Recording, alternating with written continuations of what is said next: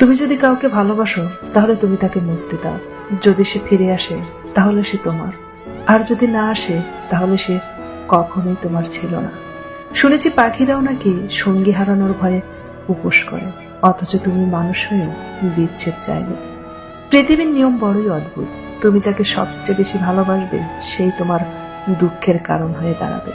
যার সাথে তুমি রোজ নিয়ম করে কথা বলতে, সময়ের ব্যবধানে একদিন দিনের পর দিন তার সাথে আর কোনো কথাই হবে না।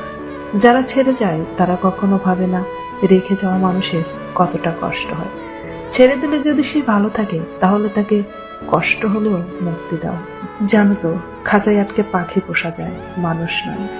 কিছু মানুষকে আপনি যতই ভালোবাসা দেন না কেন, তবুও তাদের আপন হতে পারবেন না।